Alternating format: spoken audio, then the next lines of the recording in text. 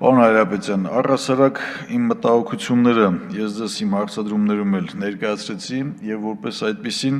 այն ստեղծված իրավիճակը, որ կա Հայաստանի Հանրապետությունում, դա մեղմ ասած մտահոգիչ է եւ այն գումարի ծավալը, որը որ ձևակերպում ենք որպես արտաքին պարտք եւ մեր երկրի քաղաքացիների վրա, մեզանից յուրաքանչյուրի վրա այս ծանր բեռը պետք է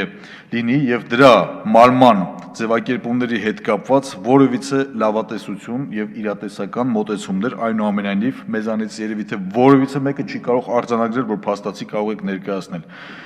Մենք բազմաթիվ անգամ ներկայացրել ենք այն մի շարք խնդիրները եւ մտահոգությունները, որոնք որ կախված են վարկային համաձայնագրերի եւ այն միջազգային կազմակերպությունները, որոնք շակերտավոր այսպես ձևակերպենք, սիրով տրամադրում են Հայաստանի Հանրապետությանը եւ ինչպիսի հետևանքներ է ունենալու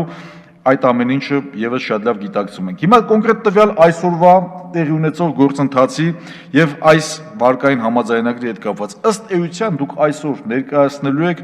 ոչ միայն այս 40 միլիոն եվրո դոլարի չափով վարկը, նաեւ ներկայացնելու եք 50 միլիոն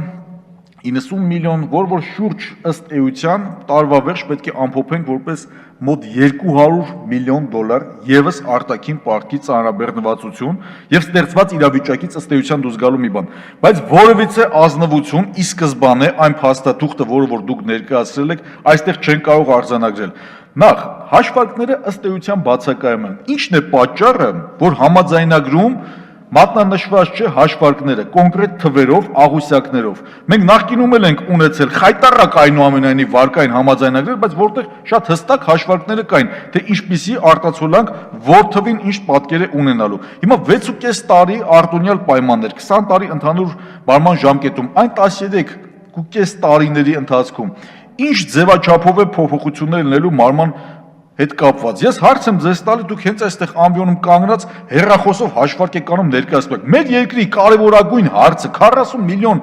եվրոյի հետ կապված հարցը, որը որ վարկալնել մեր բոլորի համար։ Ձեզ հարց են տալի, դուք նոր այս ամբիոնից եք հաշվարկ անում ներկայացնում։ Լավ, օրինակի համար հաշվարկ արեցիք 480,000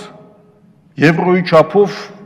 չգիտեմ, հորդորում եք, ես էլ եմ մնացածը հաշվեմ, վերածեմ 20 տարիների հետ կապված 9 միլիոն 600,000 եվրոյի մասին է խոսքում։ Լավ, այս ձևով մեր երկրի ազգային ժողովում քննարկումը տեղի ունենալու նմանատիպ կարևորագույն փաստաթղթի վարկի վերաբերյալ։ Երկրորդը ձեզ հարցնում եմ, 3 հիմնական կետեր եք առանձնացրել հարկաբյուջետային, սոցիալական եւ շրջակա միջավայրի կայունացման հետ կապված։ Սոցիալական շատ հստակ ասում ենք, որ ոլորտին, մեր երկրի որ քաղաքացիներն են սպառողը լինելու, ումա միտված լինելու, ինչ խնդիր ենք լուծելու, եւս ասում եք բյուջեում համամասնությամբ բաշխվելու։ Կարելի է հենց այդ ձևակերպումով հանդես գալ, դա շատ կլիներ ավելի ազնիվ եւ ընկալելի, կարծում եմ բոլորի համար։ Այս հարցերը ձեր ներկայացրած մոտեցումները լավատեսություն չի հաղորդում։ Դուք չեք ներշնչում այն իրատեսությունը, որ կարելի է նման վարկային համաձայնագրի կողմ քվեարկել։ Ես կուզենայի, որպեսզի դուք ձեր ամփոփիչ խոսքում ավելի մանրամասնեք եւ կարողանայիք այն խնդիրները, այն մտահոգությունները, որ ընդհանուր առմամբ ստեղծված իրավիճակի եւ շատ ավելի կոնկրետ այս վարկային համաձայնագրի հետ կապված ներկայացնեք։ Շնորհակալություն։